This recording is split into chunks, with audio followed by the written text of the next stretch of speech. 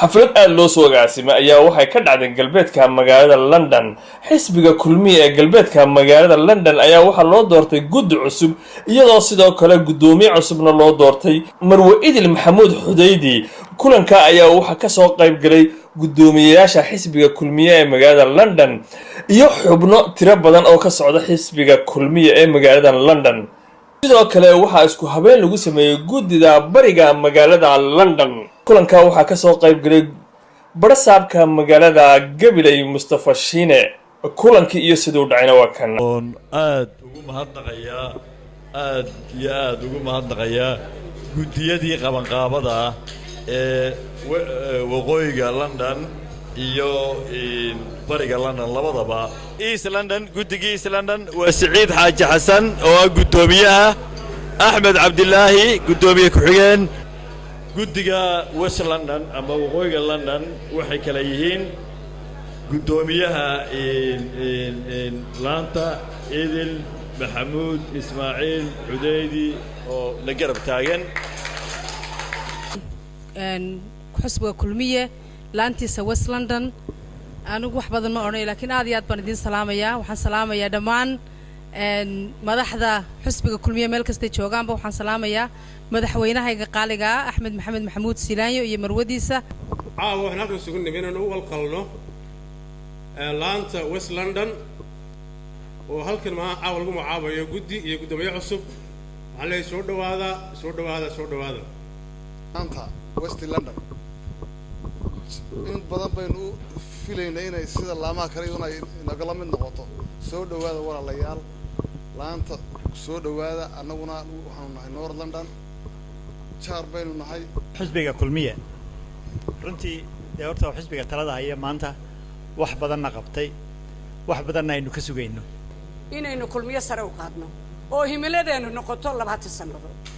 iskii 20 ku talagala kulmiyaha aynu nahay. waayo mirihii aynu dhalinay baa la hayaa, efforts baa la hayaa, maaha iska hadal maaha. ficlan anigu miihii xubin ka mida kulmiye, laakiin oday reer Somaliland aan ahay oo waliba reer Soola sidaa la idin sheegay. marka anigu waxa aan jecelahay horta inay Somaliland wax noqoto.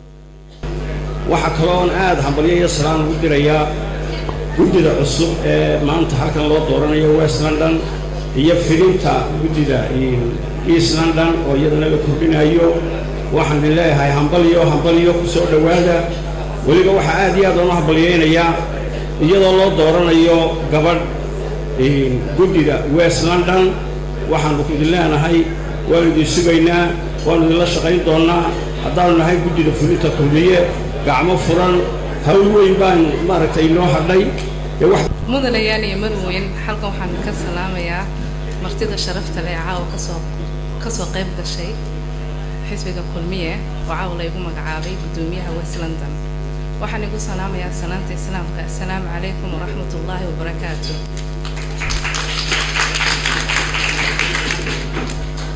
waxaan kaloo halkan ka salaamayaa madaxweynaha Somaliland Axmed Maxamuud Silaanyo iyo marwadiisa iyo madaxda sharafta leh reer Somaliland